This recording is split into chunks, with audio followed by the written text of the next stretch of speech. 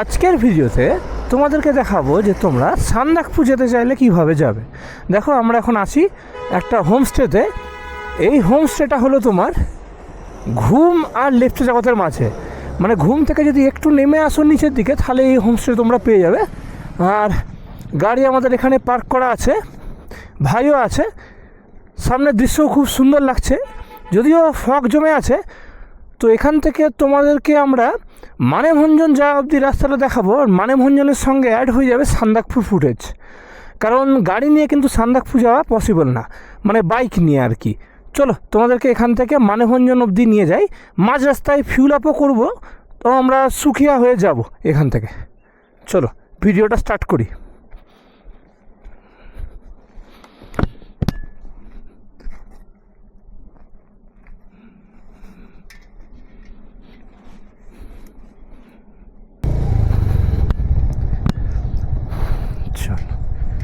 এখন আমরা যে রাস্তাটাতে আছি এই রাস্তাটা কিন্তু ঘুম থেকে বাঁ দিকে কেটে গেছে। ঘুমের ওখানে তোমাদেরকে দুটো রাস্তা দেখিয়েছিলাম, ওটা একটা ওয়াই শেপড জাংশন, একটা রাস্তা ডান দিকে চলে যায় দার্জিলিংয়ের দিকে। আমরা কিন্তু বাঁ দিকের রাস্তাটাতে আছি এখন। দেখো কত বাইকার্স দেখতে পাচ্ছি। এই রাস্তা ধরেই কিন্তু আমরা লেপচা জগৎ হয়ে সুখিয়া হয়ে মানেভঞ্জনের দিকে যাব। আর রাস্তায় একটা জায়গাতে ফিউল আপও করিয়ে নেব। আশা থেকে গাড়ি কন্টিনিউয়াসলি চলছে, মাঝে কিন্তু ফিউল আপ করানোর আমি সুযোগ পাইনি। দেখো এখান থেকে সুখিয়া 11 কিলোমিটার মাত্র।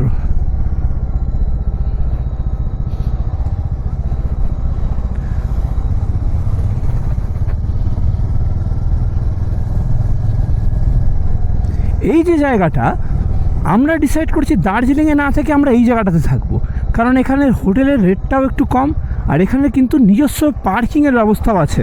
তোমরা প্রপার দার্জিলিং এরিয়া বা চক বাজার এরিয়াতে থাকলে কিন্তু পার্কিং নিয়ে খুব ভুগবে, কারণ ওই জায়গাটা এক্সট্রিমলি কনজেস্টেড। আর আমরা যে ভিডিও শুরু করি না কেন, ভিডিওর ইন্ট্রোগুলো কিন্তু মোটামুটি ঘুম রেলওয়ে স্টেশন থেকেই হবে, যেহেতু ঘুমটা একটা জাংশন পয়েন্ট। তো তোমরা যখন আসবে তোমাদের কিন্তু জায়গা চিনতে সুবিধা হবে। কিছু দূর এগিয়ে আমরা কিন্তু ঘন ডেন্স পাইন ফরেস্ট দেখতে পারবো। ওই পাইন ফরেস্টে কিন্তু তোমরা চাইলে ছবি তুলতে পারো, খুব সুন্দর ছবি আসবে।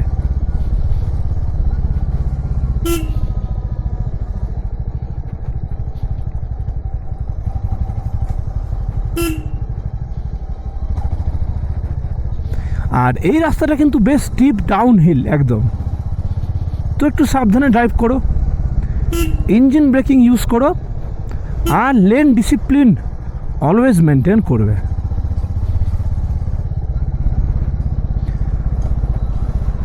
আর সান্দাকফু সম্বন্ধে যে আপডেটটা সেটা তোমাদের মানেভঞ্জনের ভ্লগটাতে আমরা দিয়ে দেবো। মানেভঞ্জনে নেমে আমরা কিছুক্ষণ তোমাদের সঙ্গে কথা বলবো, গোটা মানেভঞ্জনটাকেই দেখাবো। ছোট্ট একটা হ্যামলেটের মতো এরিয়া, ওখান থেকে কিন্তু গাড়ি নিয়ে তোমরা সান্দাকফু যেতে পারবে। সান্দাকফু একটা অসাধারণ জায়গা, ওখান থেকে কাঞ্চনজঙ্ঘার যা দৃশ্য, সেই দৃশ্য এমনি কোনো জায়গা থেকে পাওয়া যায় না বললেই চলে। তো যদি ভাগ্য ভালো থাকে তোমাদেরকে সান্দাকফু থেকে সানরাইজ দেখাবো, সান্দাকফু থেকে কাঞ্চনজঙ্ঘাও দেখাবো। সান্দাকফু থেকে কাঞ্চনজঙ্ঘা কিন্তু দিনের বেলাতেও দেখতে পাওয়া যায় আর রাতের বেলাতেও দেখতে পাওয়া যায়। দেখো চারপাশে কত ডেন্স ফরেস্ট। আর এখানে আসলেই বুঝতে পারবে এখানকার রাস্তার বিশেষত্ব, দুদিকে পাইন ফরেস্ট, আর তার মাঝখান দিয়ে নিজের গাড়ি চালিয়ে তোমরা যেতে পারবে। আর বাই দ্য ওয়ে সামনে দেখো একটা রাস্তা ডান দিকে চলে যাচ্ছে বিজনবাড়িতে। তোমরা চাইলে কিন্তু ওই রাস্তাটা দিয়েও বিজনবাড়ি যেতে পারো, আমরা যাব না এখন। আর এই রাস্তাটা সোজাই কিন্তু ওই পশুপতি ফটক, মিন ফটক হয়ে মিরিক হয়ে আবার শিলিগুড়িতে গিয়ে মিশবে। তো তোমাদেরকে যখন ফেরত নিয়ে যাব দার্জিলিং থেকে, তখন কিন্তু আমরা এই রাস্তাটা দিয়েই ফেরত যাব। তাহলে এই ট্রিপে কিন্তু তোমাদেরকে মোট দুটো রাস্তা দেখাতে পারলাম। এক হলো NH55 হিলকাট রোড, যেটা দিয়ে আমরা উঠে আসলাম কার্শিয়াংয়ে, তারপর কার্শিয়াং থেকে দার্জিলিং উঠে আসলাম সেই NH55 হিলকাট রোড ফলো করেই। কিন্তু ফেরত যাওয়ার সময় কিন্তু তোমাদেরকে মিরিকের রাস্তাটা দেখাবো। মিরিকের রাস্তাটা একটু লেন্দি হয় বলে কিন্তু অনেকে মিরিকের রাস্তাটা দিয়ে উঠে আসতে চায় না, কিন্তু আমি বলবো তোমাদের কাছে যদি একটা দিন এক্সট্রা সময় থাকে, তোমরা যদি মিরিকে স্টে করতে চাও, তাহলে ওই রাস্তাটা দিয়ে উপরে উঠে এসো। দুদিকে পাইন বনের মাঝখান দিয়ে গাড়ি চালানোর এক্সপিরিয়েন্স কিন্তু অন্যরকমই হবে এবং রাস্তাটা তোমাদের খুব সুন্দরও লাগবে। আর রাস্তাটা কিন্তু যথেষ্ট চওড়া, রোহিণী বাইপাস রোড বা পাংখাবাড়ি রোডের মতো কিন্তু রিস্কি না, আর ট্রাফিকও অনেক কম পরিমাণেই থাকে।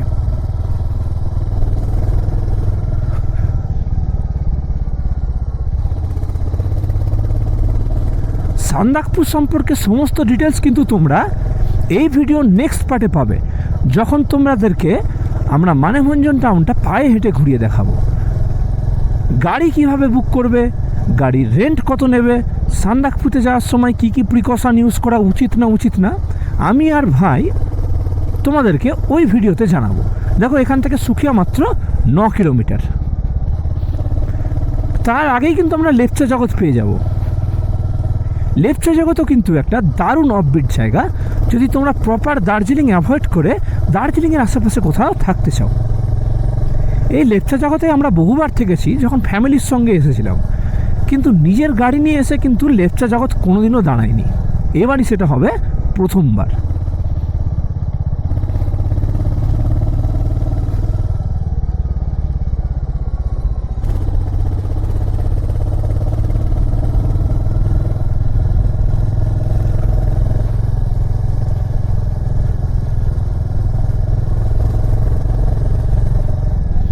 এই সূত্রে চ্যানেলের ইন্ট্রোটাও তোমাদেরকে একটু ছোট্ট করে দিয়ে রাখি।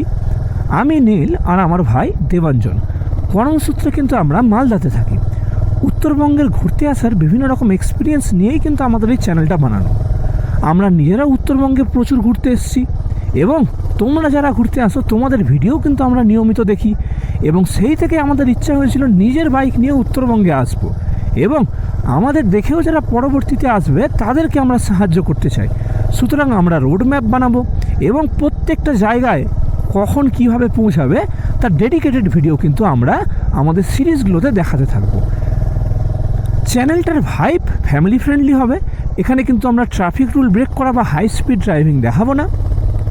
আর ভিডিওর লেন্থ একটু বেশি হতে পারে, কারণ আমরা চাই যে তোমরা রাস্তা নিয়ে যেন কোনোভাবে কনফিউজ না হও। বলতে বলতে উপরের দিকের পাইন ফরেস্টগুলো দেখো কি সুন্দরই না লাগছে দেখতে। দেখো কত মোটা মোটা পাইন গাছ। আর আগের বারের মতোই একই কথা, যেহেতু আমাদের ভিডিওগুলো অন দ্য স্পট বানানো, আমাদের কোনো স্ক্রিপ্ট নেই, সেহেতু কিন্তু চোখের সামনে যা দেখতে পাই তাই তোমাদেরকে জানাই।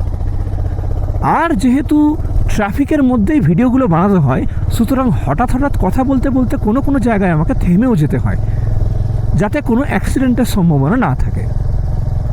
আর তার সঙ্গে যেহেতু আমাদের প্রিভিয়াসলি কোনো ব্লগিং বা মোটো ব্লগিংয়ের এক্সপিরিয়েন্সও নেই, সুতরাং ভিডিওটা যদি কোনো ভুল ত্রুটি থেকে থাকে তাহলে কিন্তু আমাদেরকে ক্ষমা করে দিও। আর ভিডিওতে যদি কোনো ইমপ্রুভমেন্টের স্কোপ থাকে তাহলে অবশ্যই আমাদেরকে কমেন্ট বক্সে জানিও, সেটা আমরা তোমাদের পরের সিরিজে অবশ্যই ইমপ্লিমেন্ট করে দেখাবো।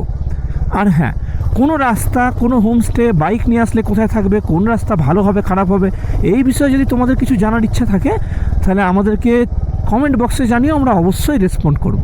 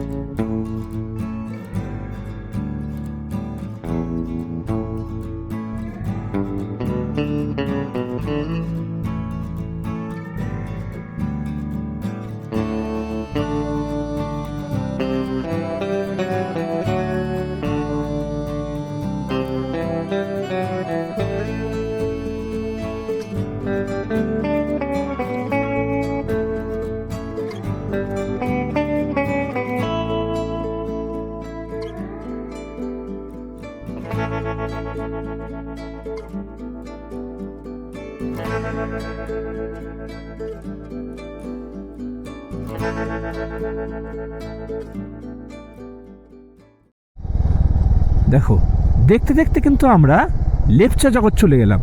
এই যে ছোট্ট জায়গাটা, এটার নামই হলো লেপচা জগৎ। আমরা যখন লেপচা জগতে আসি, আমরা কিন্তু এই সামনে শলাকা হোমস্টেতে বহুবার থেকেছি। আর এখান থেকে পাইন বনের দারুণ সুন্দর ছবি পাওয়া যাবে। আর এই ডান দিকের রাস্তাটা দিয়ে যদি তোমরা উপর দিকে উঠে যাও, তাহলে কিন্তু ওখান থেকে একটা ভিউ পয়েন্ট পাবে। আর এই দিকে তোমরা কাঞ্চনজঙ্ঘার ভিউও পেয়ে যাবে। দেখো, লেপচা জগতে প্রচুর হোমস্টে আছে। আমরা কিন্তু বহুবার এই জায়গায় থেকেছি। সামনে পাইন ফরেস্ট দেখছো, ওখানেও তোমরা চাইলে ফটো শ্যুট করতে পারো। আর কিন্তু অনেক মুভির শ্যুটিং এই জঙ্গলের মধ্যেই কিন্তু হয়েছে। একটা দারুণ হরর ভাইব আছে এই জায়গাটাতে। আমরা যখন লাস্টবার সান্দাকফু গেছিলাম, তখন কিন্তু আমরা লেপচা জগতেই থেকেছিলাম। এই লেপচা জগৎ থেকে মানেভঞ্জন যেতে হয়। মানেভঞ্জন থেকে কিন্তু তোমাদের গাড়ি করতে হবে, রেঞ্জ রোভার টাইপের গাড়ি, যে গাড়িগুলো কিন্তু তোমাদের উপরে সান্দাকফুতে নিয়ে যাবে।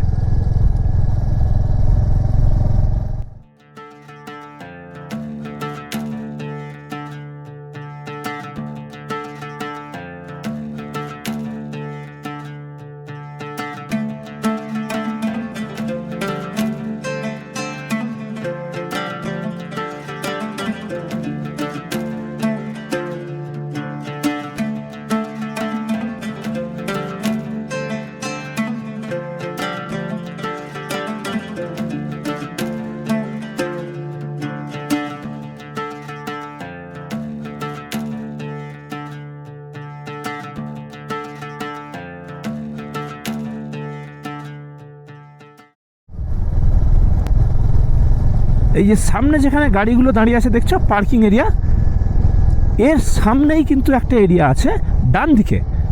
গাড়ি রেখে তোমরা কিন্তু এখানে ওই দেখো সামনে গিয়ে কিছু ভিডিও নিতে পারো আর কিছু ছবিও নিতে পারো। গাড়িটাকে ওভারটেক করে আমরা বেরিয়ে যাই। এই হচ্ছে সেই জায়গা যেখানে তোমরা কিন্তু খুব সুন্দর ছবি নিতে পারবে।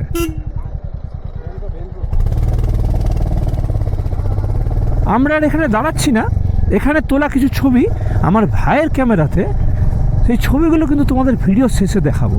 দারুণই একটা সুন্দর জায়গা।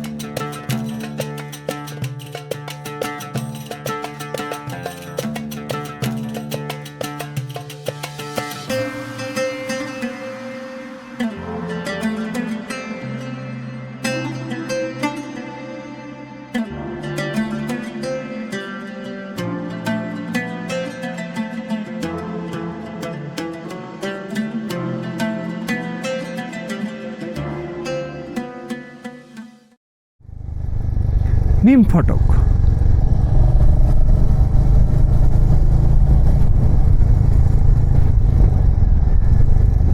এই চলে আসলাম কিন্তু আমরা পেট্রোল পাম্পে। চলো এখানে হালকা করে আমরা ফিউল আপ করে নেব।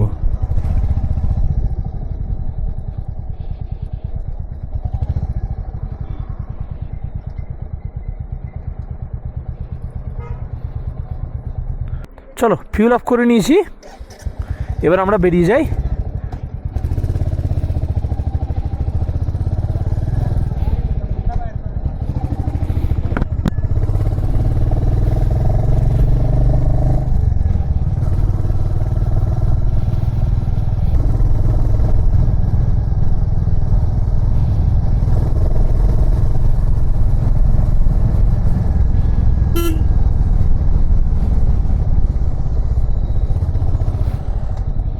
এই কিন্তু আমরা সুখিয়াতে ঢুকে যাচ্ছি।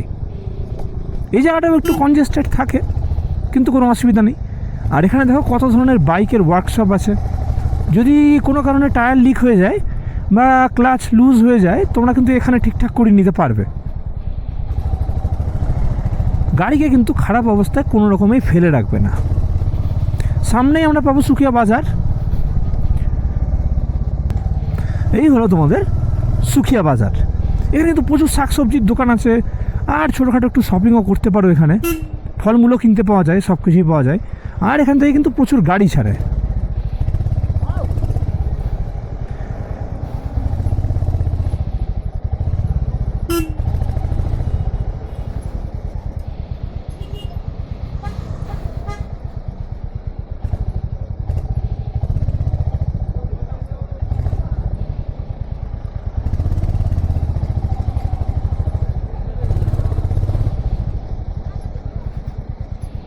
সুকিয়া থানা।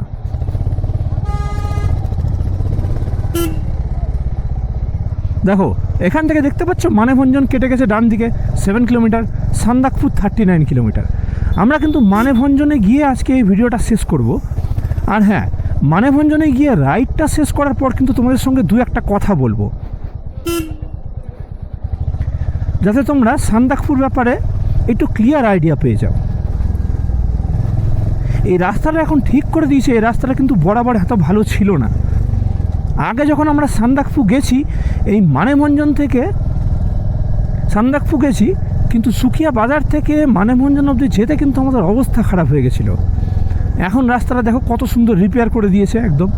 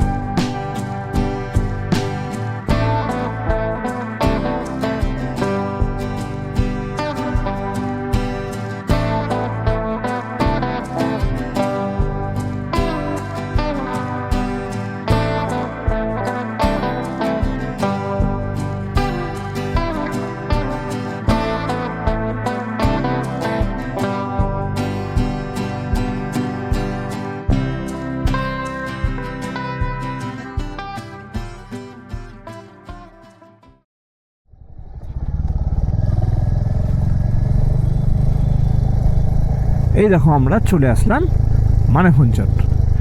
কিছুক্ষণ পর তোমাদের মানেভঞ্জন ছোট্ট হ্যামলেট এরিয়াটাও দেখাবো। আর রাইডিংয়ের ভিডিওটা কিন্তু আমরা ওখানেই শেষ করে দেবো। বাকি ভিডিওটা পায়ে হেঁটে তোমাদের ভ্লগ স্টাইলে দেখাবো যে টাউনটা কেমন দেখতে দেখবে তোমরা। খুবই সুন্দর একটা ছোট্ট মতো জায়গা, দেখো কত সুন্দর।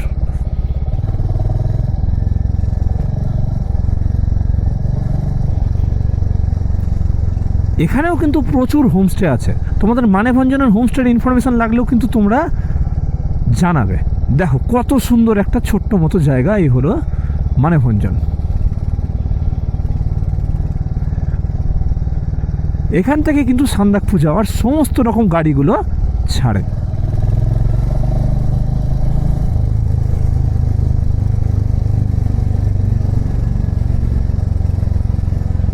এই ছোট্ট হ্যামলেটটা পুরো জায়গাটাই কিন্তু আমরা তোমাদেরকে পায়ে হেঁটে ঘুরিয়ে দেখাবো। আর সান্দাকফু রিলেটেড যত ইনফরমেশান আছে এই ভিডিওর মধ্যেই কিন্তু থাকবে, সুতরাং ভিডিওটা তোমরা কিন্তু ভালো করে দেখো।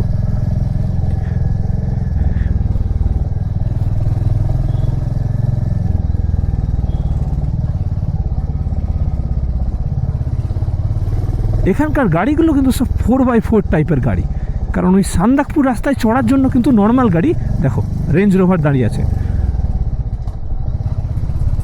You are welcome to Nepal.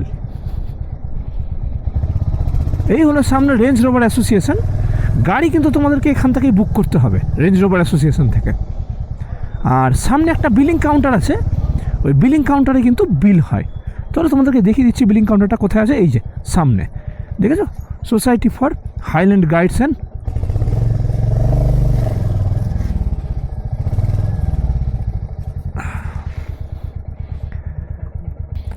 Manebhanjan অবধি ভ্লগটা আমরা এখানেই শেষ করছি। এবার বাকি রাস্তাটা কিন্তু তোমাদেরকে পায়ে হেঁটে দেখাবো।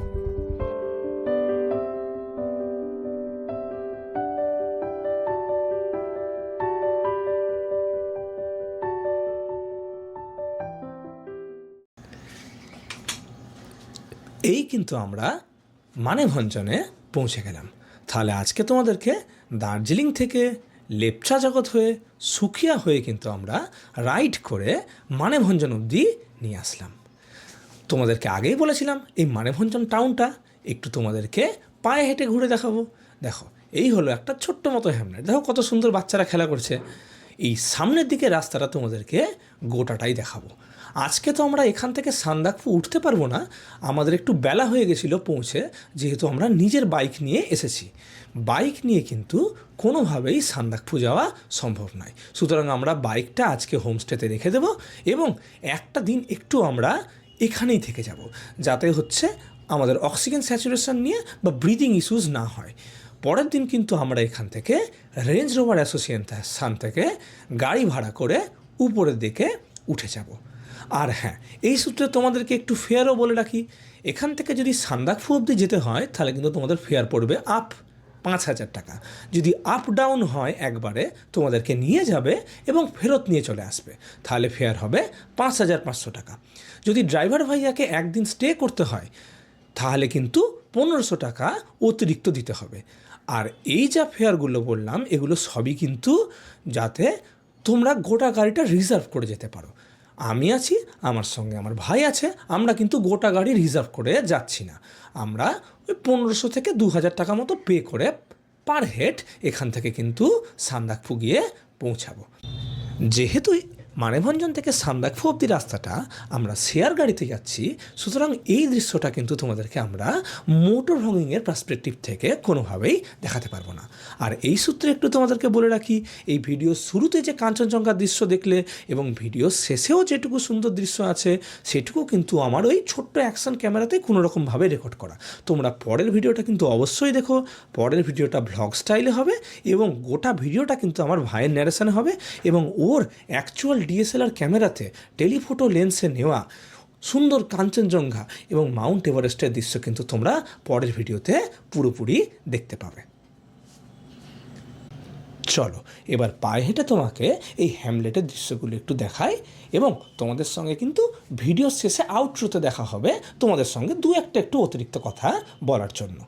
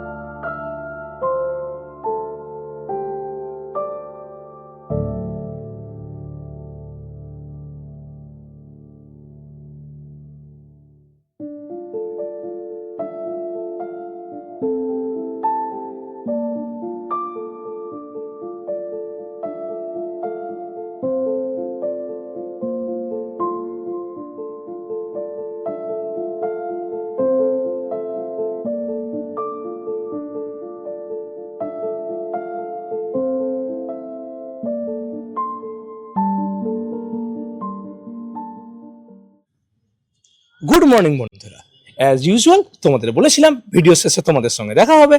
তোমাদেরকে কিন্তু দার্জিলিং থেকে মানেভঞ্জন অব্দি নিয়ে চলে এলাম। এর পরের ভিডিওতে আমরা মানেভঞ্জন থেকে রেঞ্জ রোভার গাড়িতে করে গিয়ে পৌঁছাবো সান্দাকফুতে। সান্দাকফু যে ভিডিওটা তোমরা দেখতে চলেছো সেটা কিন্তু এক অপূর্ব দৃশ্য দেখতে পাবে সেখান থেকে। সেখানের যে কাঞ্চনজঙ্ঘার প্যানোরামিক ভিউটা আছে, আমার মনে হয় দার্জিলিং বা আশেপাশের কোনো এলাকা থেকেও এত সুন্দর দৃশ্য তোমরা দেখতে পাবে না।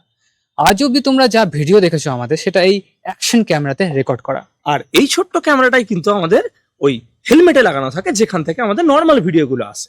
এই ক্যামেরাটা স্টেবিলাইজেশন খুব ভালো, সেই জন্য আমরা এটা ব্যবহার করে থাকি। কিন্তু পরের ভিডিওতে যে ভিডিওগুলো বা পিকচারগুলো দেখতে চলেছে সেটা আমার এসএলআর ক্যামেরাতে রেকর্ড করা, সেটার কোয়ালিটি কিন্তু একদমই আলাদা হবে। আমরা দেখাতে চলেছি কাঞ্চনজঙ্ঘা, তার সাথে দেখাবো এভারেস্ট। এভারেস্টের দারুণ ভিউ সেই সান্দাকফু থেকে দেখা যায়। এছাড়াও থাকবে সানরাইজ, সানসেট, রাতের আকাশে কাঞ্চনজঙ্ঘা কেমন লাগে সেটাও তোমাদের কিন্তু দেখাবো। ঠিক আছে, আশা করি তোমরা ভালো আছো। পরের ভিডিওতে আবার দেখা হবে। আমি হলাম দেবাঞ্জন। আমি Neel. Welcome to our channel tot travellers.